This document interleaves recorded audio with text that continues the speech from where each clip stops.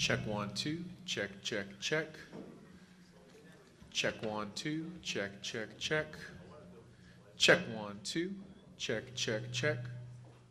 Check 1, 2, check, check, check. Check 1. Check 1, 2, check, check, check. Check 1, 2, check, check, check. Check 1, 2, check, check, check. Check 1.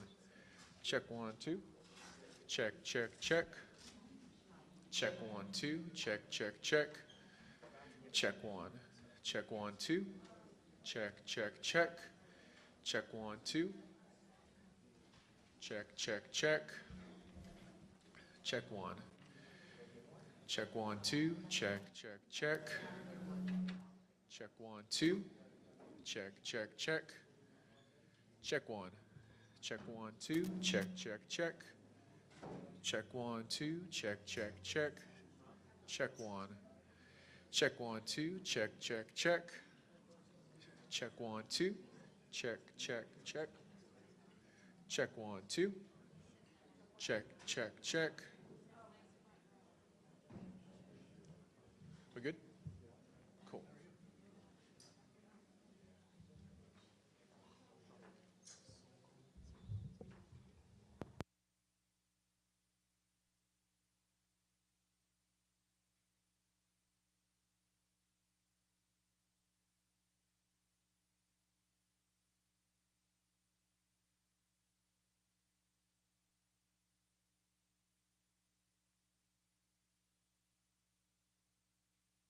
I don't have a reference for you right here. I know, dude. It was there. I know. Well, when I pulled that one cable out, I was like, okay, I still see the internal mic, and then I pulled that second cable out, and then it all went away. So this. Yeah, batteries. Test. Okay.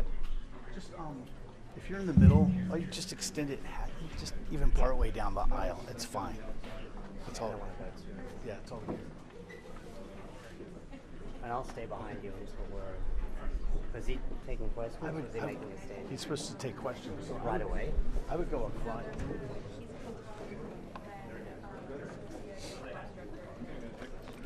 Okay. So I'm going to hang him. Yeah. That's the plan as it was told to me. I like your my wife's. Is that an FX6? That's a 6. We should ask We have him. an audio problem. We're having an audio issue with ours. Oh. What? Like nothing's showing up.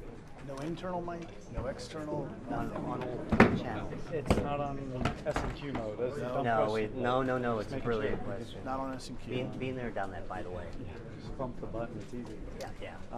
That's weird if the internal mic's not even giving you levels. I haven't seen It was that. initially, and then we pulled them out because we were plugging some external mics into the shoe, right? And you have it set to manual and everything's cranked and Yeah. all that. Yeah, I took it over auto and went to manual, but it's fully up, so yeah, it's fully up. Maybe they reversed the dials, but I mean the basic stuff. I just don't know what else to do. I don't know, man. I don't want to give it back to the DC bureau and be like, yeah, this is great. You know, like They need to give us training on that. yeah. Who sticks to those next to you? I don't know. It's the guy that's outside. Coming in. Do we know which sticks out? Where's our sticks outside? Do we know?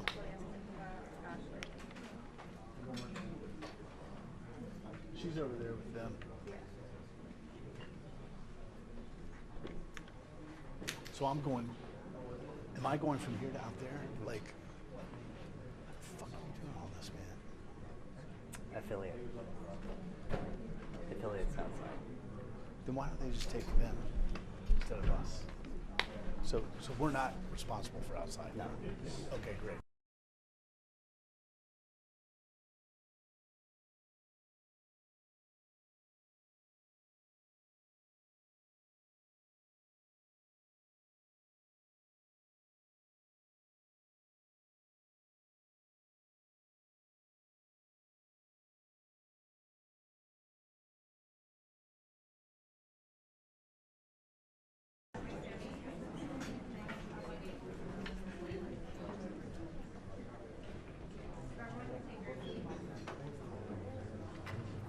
Great.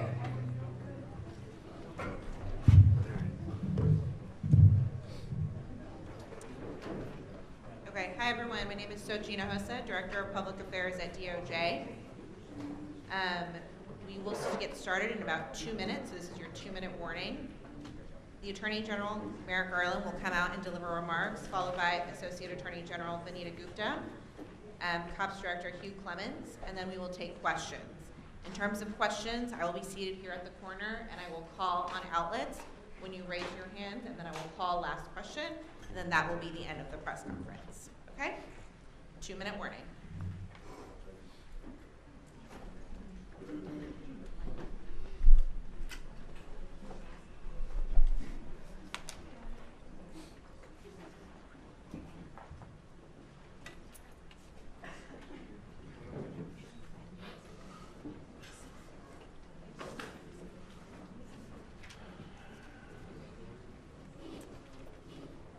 Jay. Al has an FS7. No, I don't want to mess with colors.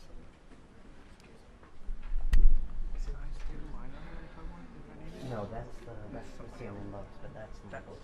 Yeah.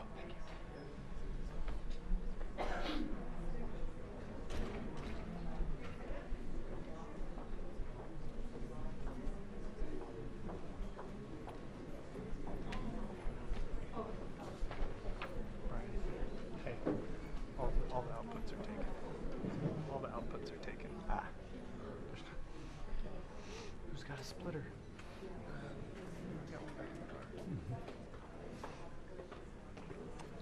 Well,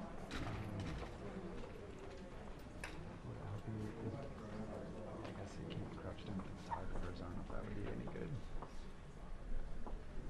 No. That makes my answer just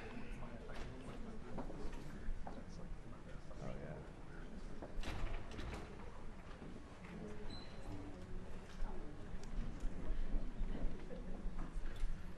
Do you know they don't have any more audio outputs, do they? Is that the only? Is that it? That's a good question.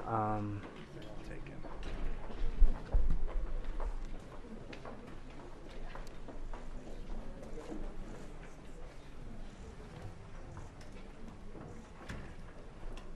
Good morning. Last night I met with some of the survivors and the loved ones, the victims of the horrific mass shooting at Robb Elementary School. I came here to tell them that the United States Department of Justice has finished its critical incident review. In undertaking this review at the request of the then mayor, the Justice Department committed to using our expertise and independence to assess the law enforcement response to the shooting and provide guidance moving forward. As I told families and survivors last night, the department's review concluded that a series of major failures of leadership, in tactics, in communications, in training, and in preparedness were made by law enforcement leaders and others responding to the mass shooting at Robb Elementary. As a result, 33 students and 3 of their teachers, many of whom had been shot, were trapped in a room with an active shooter for over an hour as law enforcement officials remained outside. I also told the families and survivors how deeply sorry I am for the losses they suffered that day and for the losses they have suffered every day since. I told them that the priority for the Justice Department in preparing this report has been to honor the memories of those who were taken from them. And I told the families gathered last night what I hope is clear among the hundreds of pages and thousands of details in this report. Their loved ones deserve better. The law enforcement response at Robb Elementary School on May 24th, 2022, and in the hours and days after, was a failure that should not have happened. We hope to honor the victims and the survivors by working together to try to prevent anything like this from ever happening again, here or anywhere. I'm now going to turn to the key observations and recommendations of the report. On May 24th, 2022 at 11:33 a.m., an active shooter wearing body armor and equipped with a high-power AR-15 rifle entered Robb Elementary School and began shooting into classrooms 111 and 112, which shared a connecting door. Within minutes, 11 law enforcement officers from the Uvalde Consolidated Independent School District and the Uvalde Police Department arrived inside the school. Hearing continued gunfire, 5 officers immediately advanced toward classrooms 111 and 112. Within seconds, shots were fired from inside the classroom. Shrapnel hit 2 officers, and all responders retreated to cover. A single officer then made additional attempts to approach the classrooms, but after 11:40 a.m., no more attempts to enter the rooms were made until 12:48 p.m., more than an hour later. As a consequence of failed leadership, training, and policies, injured and scared students and teachers remained trapped with the subject in the classrooms, waiting to be rescued. Survivors later shared that they heard officers gathered outside the classrooms while they waited. The victims trapped in classroom 111 and 112 were waiting to be rescued at 11:44 a.m., approximately 10 minutes after officers first arrived, when the subject fired another shot inside the classrooms. They were still waiting at 11:56 a.m. when an officer on the scene told law enforcement leaders that his wife, a teacher, was inside room 111 and 112 and had been shot. They were still waiting as broadcasts went out on officer radios that a student trapped inside rooms 111 and had called 911 at 12:10 p.m.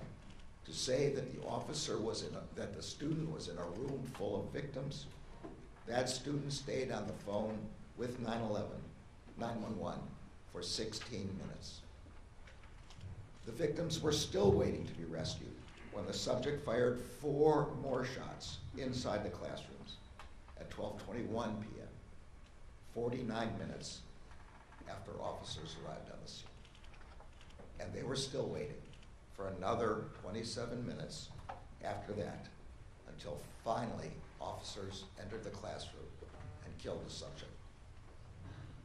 As the victims were trapped and waiting for help, many of their families were waiting outside the school, growing increasingly concerned about why law enforcement had not taken action to rescue their loved ones. Law enforcement officers from different agencies who had self-deployed to the scene in overwhelming numbers were themselves waiting for leadership decisions about how to proceed. Many officers reported that they did not know who, if anyone, was in charge, what they should do, or the status of the incident. Some officers were confused about why there was no attempt to confront the active shooter and rescue the children. Some officers believed the subject had already been killed, or that law enforcement was in the room with the shooter. 75 minutes after the first officers arrived on scene, officers finally entered room 111. The subject engaged the entry team with gunfire, and the officers responded with fire. 77 minutes after the first officers arrived on the scene, and after 45 rounds had been fired by the active shooter, the shooter was killed. The massacre at Robb Elementary shattered families throughout this community and devastated our country. 19 children and 2 teachers were killed.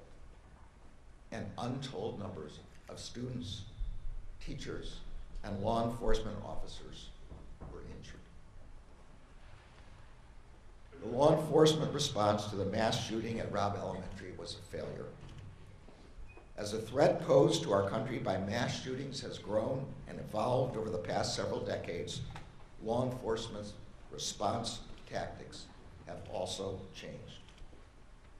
The massacre at Columbine High School 25 years ago, and the 47 minutes it took for law enforcement to enter that high school, marked a major shift in how law enforcement leaders think about responding to mass shootings.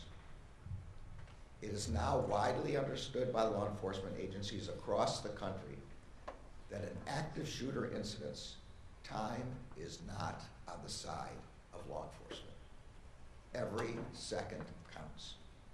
And the priority of law enforcement must be to immediately enter the room and stop the shooter with whatever weapons and tools officers have with them. That is the approach responding officers first employed when they arrived at Robb Elementary School.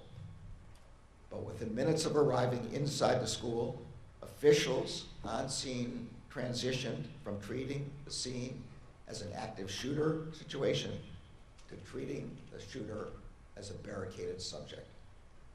This was the most significant failure. That failure meant that law enforcement officials prioritized the protracted evacuation of students and teachers in other classrooms instead of immediately rescuing the victims trapped with the active shooter. It meant that officials spent time trying to negotiate with the subject instead of entering the room and confronting him. It meant that officials asked for and waited for additional responders and equipment instead of following generally accepted active shooter practice and moving toward the shooter with the resources they had. It meant waiting for a set of keys to open the classroom door, which the report concludes was likely unlocked anyway. And it meant that the victims remained trapped with the shooter for more than an hour after the first officers arrived on scene. There were also other failures in leadership, command, and coordination. None of the law enforcement leaders at the scene established an incident command structure to provide timely direction, control, and coordination among the enormous number of responders who arrived on scene. This lack of a command structure, exacerbated by communication difficulties, contributed to confusion among responders about who was in charge and how they could help. These failures may also have been influenced by policy and training deficiencies at responding law enforcement agencies. Some lacked any active shooter training at all. Some had inappropriate training. Some lacked critical incident response training. And the vast majority had never trained together with different agencies. As Associate Attorney General Vanita Gupta will discuss in further detail, the chaos and confusion that defined the law enforcement response while the shooter remained a threat also defined the aftermath of the shooting. For example, surviving victims, some with bullet wounds and other injuries, were put on buses without being brought to the attention of medics. Some families were told that their family members had survived when they had not.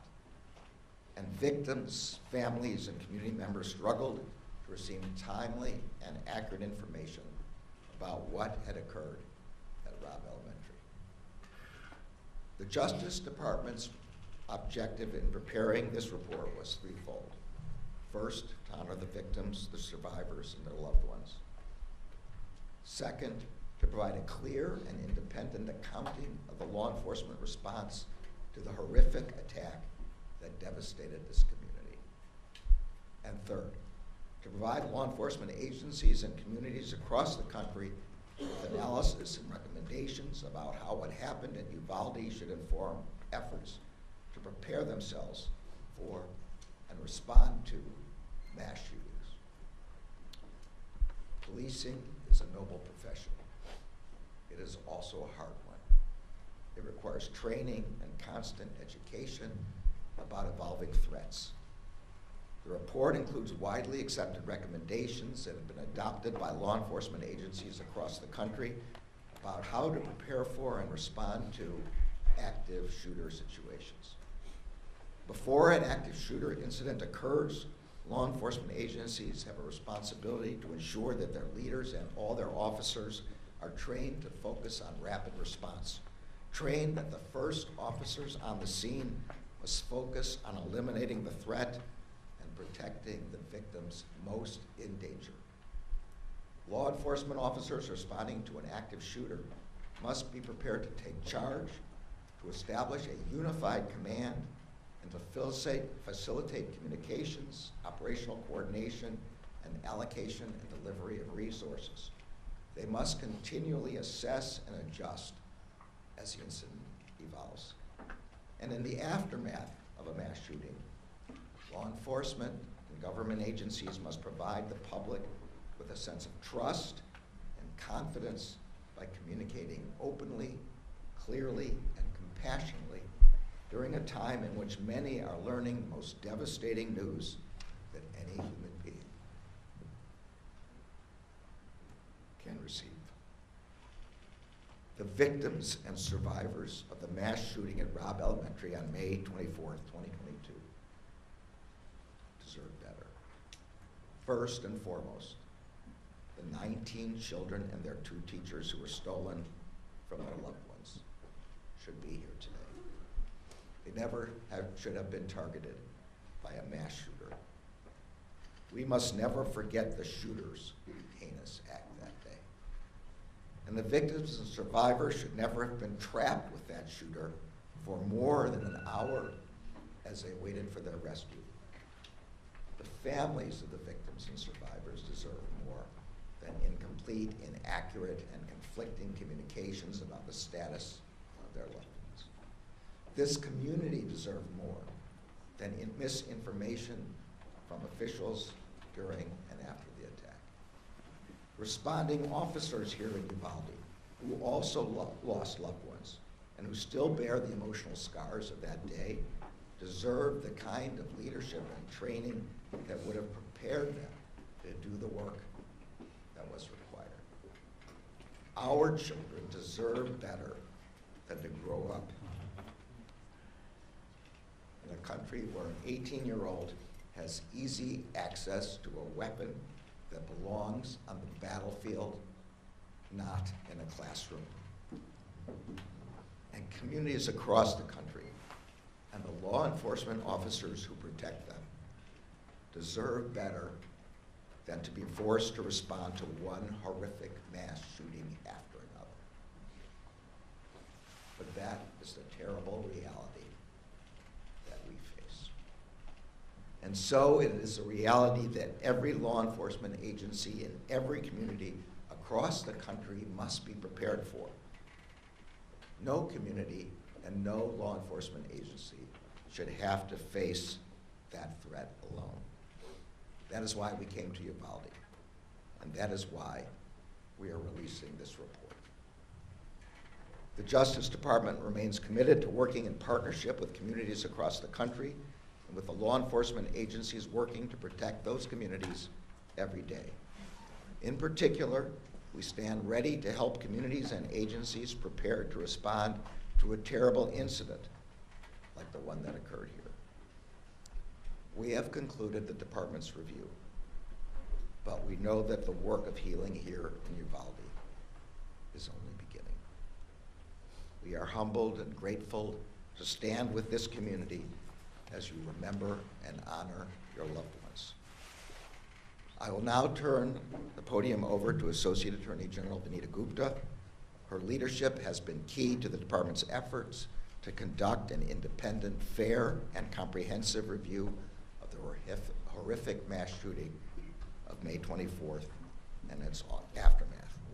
I am also grateful to the entire Critical Incident Review Team and to the department's COPS office and to the leadership of Hugh Clements for their tireless work.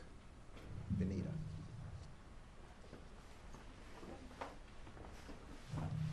Thank you, Mr. Attorney General. It is hard to look at the truth that the law enforcement response on May 24th was an unimaginable failure, and that a lack of action by adults failed to protect children and their teachers. But we cannot look away from what happened here. We cannot look away from these children, and we cannot look away from what happened in Uvalde. On May 24th, 2022, this community lost 19 beloved children and 2 cherished teachers at Robb Elementary School. In the days and weeks following, this community also lost a sense of faith and trust in their own neighbors and institutions as they tried to make sense of what happened on the 24th and were unable to get the answers they needed. During that time, the then mayor of Uvalde called me to ask the Justice Department to conduct an independent review of what had happened and what went wrong on May 24th and in the days that followed. Shortly after, the Justice Department began its review.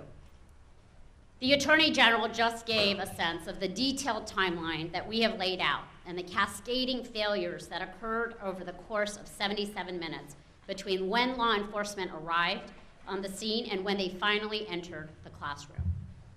But we also know the pain and the failures and missteps did not end when law enforcement finally entered the classrooms and rescued the survivors. It continued at minute 78, when it became clear that because there was no leader, there was no plan to triage the 35 victims in classrooms 111 and 112, many of whom had been shot. Victims were moved away without precautions. Without appropriate precautions, victims who had already passed away were taken to the hospital in ambulances, while children with bullet wounds were put on school buses without any medical attention. In the commotion, one adult victim was placed on a walkway, on the ground, outside to be attended to. She died there. The reunification and notification process for families was similarly chaotic, and as some of the families described, truly deeply painful. During and after the 77 minutes, families and survivors received unclear and sometimes conflicting information about where to go to reunite with their loved ones. Many family members waited at the school for hours without status updates, not knowing where their children were, if they were safe or hurt, or even alive. Families searching desperately for their loved ones were sent to different places all across town: the high school, the civic center, the hospital. Some of these details are gut-wrenching. Families hearing about the need for autopsy results as the first indications that their loved ones may not have survived. At one point, hours after the shooting, an official incorrectly told families waiting for their children at the civic center that an additional bus of survivors was coming. It did not. Inaccurate and inconsistent public communications, including social media posts and press conferences, only made things worse. At 12:06 p.m., law enforcement posted on Facebook, reassuring parents that, quote, students and staff are safe in the buildings, close quote. That false reassurance was never corrected. An hour later, law enforcement inaccurately posted on social media that the shooter was in custody. That post, too, was never corrected. Both impromptu and scheduled news conferences and media engagements contained inaccurate, incomplete, and at times conflicting information. Mirroring the failures of the law enforcement response, state and local agencies failed to coordinate, leading to inaccurate and incomplete information being provided to anxious family and community members and the public.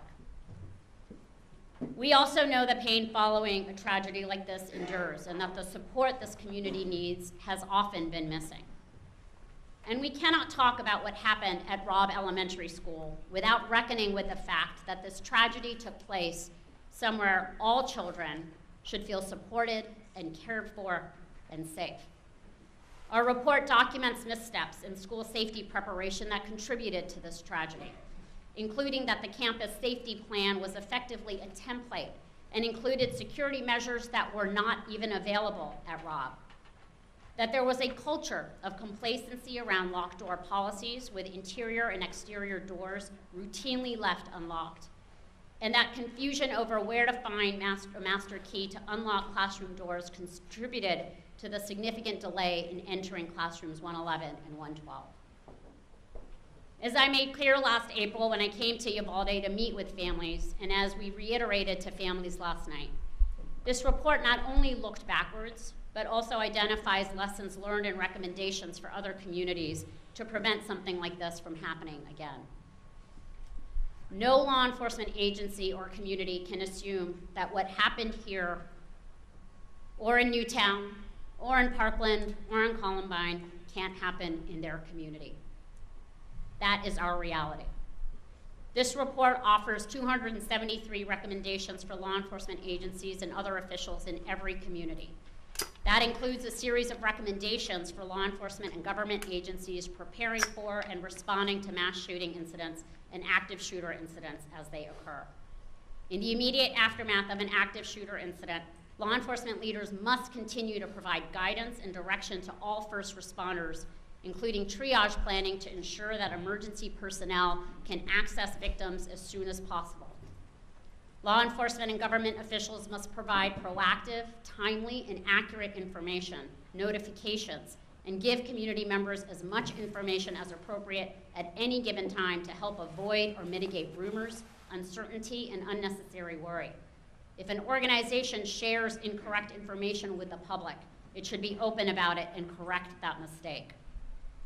In the days, weeks, and years after a devastating attack, survivors, the family members of victims, community members, law enforcement, and other first responders, and their families should continue to be offered both immediate and ongoing trauma support. The Justice Department remains committed to the Uvalde community.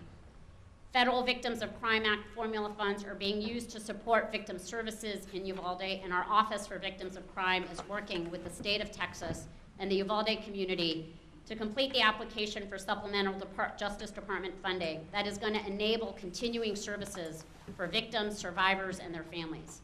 And through our COPS office, the department has also awarded the local school district substantial funding over the past 2 years through our school violence prevention program to help this community continue to improve school safety and security. Before we started this review, we consulted with the International Association of Chiefs of Police to build out a team of experts, including several law enforcement leaders who have ably led their communities through mass violence events. I am grateful to those leaders who lent their expertise to us and to our COPS office team for their immense dedication and commitment. Together, the review team's work included reviewing more than 14,000 pieces of data and documentation, including policies and procedures, training logs, body camera and closed-circuit television footage, photographs, and more. They made 9 visits to Uvalde for a total of 54 days in this community. They conducted more than 260 interviews of individuals from more than 30 organizations and agencies, including responding law enforcement and survivors, family members, victim services providers, and school and hospital staff. They traveled throughout the country to review generally accepted practices and contemporary active shooter training courses. Other organizations and news outlets have documented parts of what happened on this horrific day. But all of this work has led to a Justice Department report that is both the most detailed and broadest in scope, looking beyond the immediate incident to include the communications, victim services, and school safety aspects of this tragedy, as well as the post-incident response and investigation and pre-incident planning and preparation. The public demands a lot from law enforcement, and we often take their service for granted. Every day, police officers run towards danger to keep people safe. In Uvalde on May 24th, 2022, that did not happen until far too late. Uvalde is a community that is healing, and getting clear on the facts is part of healing. So too are the beautiful, powerful murals all over the city commemorating each child and teacher killed on May 24th. And so too is enacting change in policies and practices to help make sure these failures do not happen again. While it took time for the Justice Department to examine the facts and put this report together, our commitment to the Uvalde community does not end here. Through available funding, resources, victim services, technical assistance, and training, we will support Uvalde and communities across the country in their efforts to prevent and address violence. Just as we have looked back, we will look forward.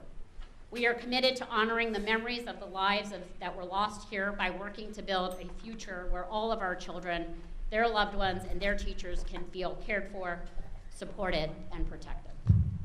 I will now pass this to Hugh Clements, the director of our COPS office. Good morning, and thank you, Mr. Attorney General and Associate Gupta. I know that nothing can take away the pain suffered by the families, the survivors, and the entire Uvalde community. But I do know that the team at the COPS office has been driven to provide an authoritative accounting of everything that transpired at Robb Elementary on May 24th, as well as the events leading up to it and an examination of what happened afterward. As someone with 38 years of law enforcement experience, and 12 of those as chief of the Providence Police Department, I know the importance of having the right policies in place, the right training, and the right partnerships, especially law enforcement partnerships with schools, communities, and other agencies and first responders. This report stresses the importance of those working relationships and how invaluable they are, especially when there's a critical incident. Of course, no one ever thinks something like this is going to happen in their community until it does, which is why the recommendations we provide in this report are so critically important. Unfortunately, the review of the mass shooting at Robb Elementary School is not the first critical incident review that the COPS office has conducted. But having done this before, we know the value of the information provided.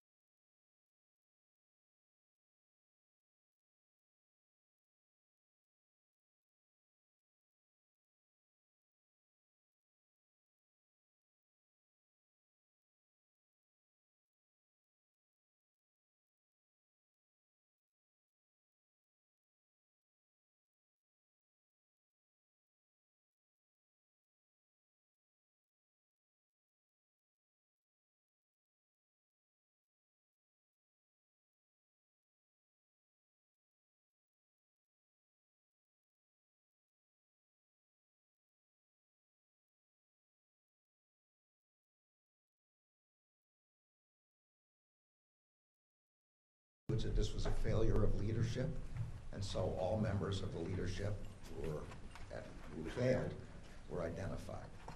It also identifies individual officers by rank and by what agency they're from, but the standard practice of the Justice Department in these critical incident reviews is not to name those who are not listed as at fault, and particularly not to name those in lower ranks who acted on the scene. Next question, Mr. please. Attorney General. Case at 12. I have two questions for you, Mr. Attorney General. Your report here names Pete Arredondo and Mariano Pargas as leaders in this incident that happened at Robb Elementary. Had they acted in a way that was put out as guidelines after the Columbine shooting, would lives have been saved on May 24th? I think the report concludes that had law enforcement agencies followed generally accepted practices in an active shooter situation and gone right after the shooter to stop him, lives would have been saved and people would have survived. My second question for you, sir. Based on this report, we know at this point no criminal charges have been filed against anyone who responded that day. Based on what you all found in this report, should the Uvalde County District Attorney file any criminal charges for the law enforcement officers who responded that day? Well, I'm going to leave that question for the DA.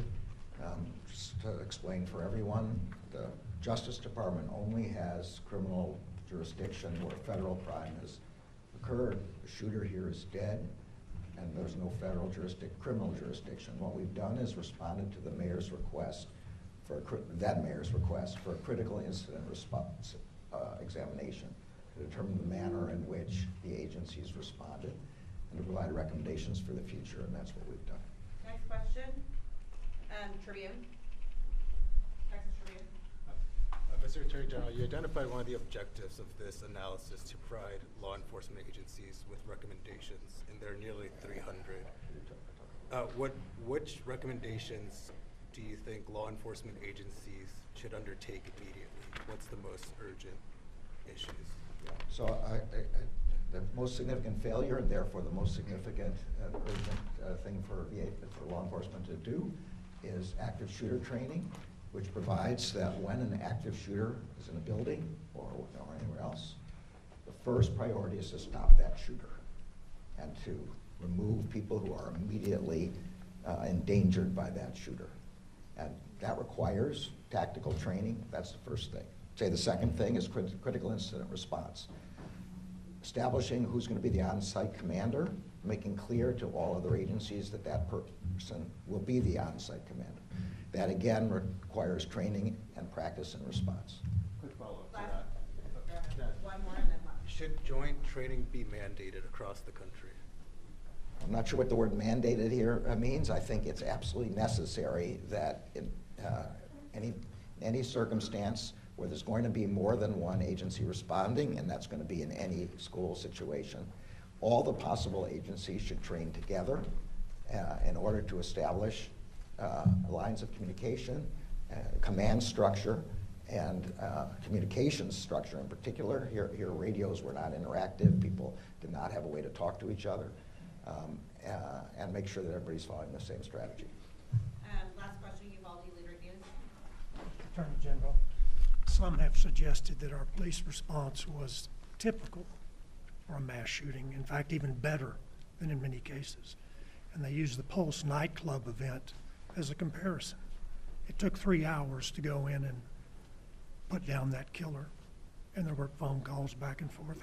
How do you speak to that? So actually, I'll let Hugh talk specifically about the Pulse nightclub, but I will say that what I've described and what the report describes is clearly the generally accepted response to an active shooter. We did a survey across the country, and the experts who were involved in this examination are experts in exactly this subject of active shooter, and there's no doubt that the standard